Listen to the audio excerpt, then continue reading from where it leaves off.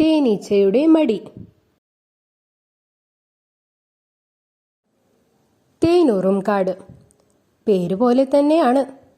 കുറേ തേനീച്ചകൾ സന്തോഷത്തോടെ ജീവിക്കുന്ന ഒരു കൊച്ചു കാട്. ഏത് മരത്തിൽ നോക്കിയാലും തേനീച്ചകളുടെ കൂട് നമുക്ക് കാണാം.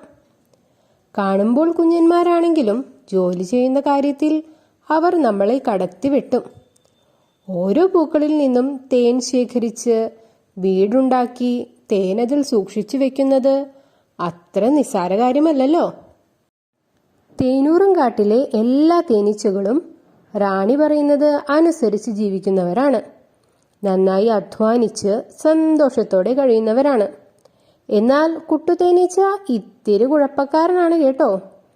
ഈ തേനീച്ച റാണിയെ അനുസരിച്ച് ജീവിക്കുന്നതൊന്നും കുട്ടുവിന് ഇഷ്ടമല്ല. എപ്പോഴും കളിച്ച് ചിരിച്ച് പറന്നു നടക്കാനാണ് അവനിഷ്ടം. രാവിലെ എല്ലാവരും പണി ആരംഭിക്കുന്നതിന് മുമ്പ് തന്നെ കുട്ടു കൂട്ടിൽ നിന്നും രക്ഷപ്പെടും. പുതിയ പുതിയ സ്ഥലങ്ങൾ കണ്ട് ആടിപ്പാടി അവൻ രാത്രിയാകുമ്പോൾ തിരിച്ച് കൂട്ടിൽ കയറും. ഒരു ദിവസം കുട്ടുവിന്റെ കൂട്ടുകാരൻ മോട്ടു തേനീച്ച കുട്ടുവിനോട് പറഞ്ഞു, കുട്ടു, നീ സൂക്ഷിച്ചോ. എല്ലാ ദിവസവും പണിയൊന്നും ചെയ്യാതെ നീ ആടിപ്പാടി നടക്കുന്നത് റാണി ശ്രദ്ധിക്കുന്നുണ്ട്. നിനക്ക് എന്തെങ്കിലും ശിക്ഷ ഉറപ്പായും കിട്ടും.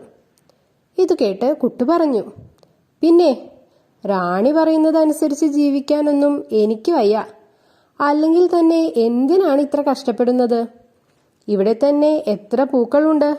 വിശക്കുമ്പോൾ പോയി വേണ്ടത്ര തേൻ കുടിക്കാമല്ലോ. അതിനു പകരം എന്തിനാ ഇങ്ങനെ രാപ്പകൽ പണിയെടുക്കുന്നത്? ജീവിതം ഒന്നേ ഉള്ളൂ. അത് ചുമ്മാ ഇങ്ങനെ പാഴാക്കുന്ന നിങ്ങളെ കാണുമ്പോൾ എനിക്ക് സങ്കടം തോന്നാറുണ്ട്. മോട്ടു അപ്പോൾ തന്നെ നടന്നതെല്ലാം റാണിയെ അറിയിച്ചു. റാണി ഒന്ന് പുഞ്ചിരിക്കുക മാത്രമേ ചെയ്തുള്ളൂ. കുറേ ദിവസങ്ങൾ കഴിഞ്ഞു. കാട്ടിൽ ചൂടുകാലം ആരംഭിച്ചു.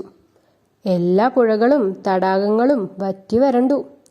മരങ്ങളും ചെടികളും വാടി തുടങ്ങി. കാടിന്റെ ഭംഗി തന്നെ നശിച്ചു. കുട്ടുവിന് കാട്ടിൽ നിന്നും ഭക്ഷണം കിട്ടാതെ ആയി. ചെടികളെല്ലാം കരിഞ്ഞില്ലേ? പിന്നെ എവിടെന്ന് തേൻ കിട്ടാനാണ്? അവൻ കുറേ അലഞ്ഞു തിരിഞ്ഞു. ഒരു രക്ഷയുമില്ല. വിശന്നു വലഞ്ഞ അവൻ തേനീച്ചക്കൂടിന്റെ അടുത്ത് വന്നിരുന്നു. അപ്പോഴാണ് അവൻ അത് ശ്രദ്ധിച്ചത്. തേനീച്ചക്കൂട്ടിൽ നിന്നും പാട്ടും ആരവങ്ങളും ഉയർന്നു കേൾക്കുന്നുണ്ട്. അകത്തേക്ക് നോക്കിയ കുട്ടു അത്ഭുതപ്പെട്ടു പോയി. കൂടിന്റെ അകത്ത് എല്ലാ തേനീച്ചകളും ആട്ടവും പാട്ടുമായി ആഘോഷിക്കുകയാണ്. അവർ മതി വരുവോളം തേനും കുടിക്കുന്നുണ്ട്. ഇത്രയും നാൾ കൂട്ടിവെച്ച തേൻ ധാരാളം ഉണ്ടല്ലോ കൂട്ടിൽ. ഇതുകണ്ട് കുട്ടുവിന് തോന്നി, അകത്തുപോയി തേൻ കുടിച്ചാലോ. പക്ഷേ അവൻ ഇതുവരെ ഒരു തുള്ളി തേൻ പോലും കൂട്ടിൽ ശേഖരിക്കാൻ സഹായിച്ചിട്ടില്ലല്ലോ. പിന്നെ എങ്ങനെയാണ് അവിടെ നിന്നും തേൻ കുടിക്കുക? അവന് നാണക്കേട് തോന്നി. അപ്പോഴാണ് റാണി തേനീച്ച ആ വഴി വന്നത്. കുട്ടുവിനെ കണ്ട തേനീച്ച ചോദിച്ചു, എന്തുപറ്റി കുട്ടു?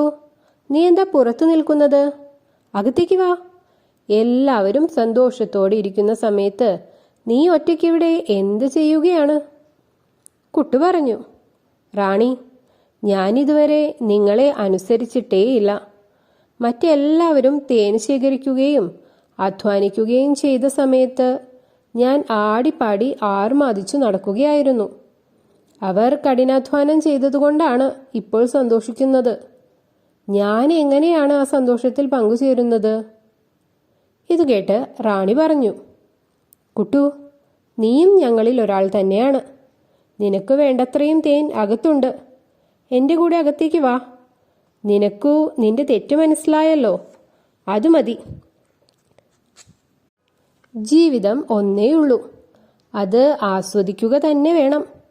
പക്ഷേ അതിനൊപ്പം നാളേക്കു കൂടി വേണ്ടി എന്തെങ്കിലും നമ്മൾ കരുതി വെക്കണ്ടേ?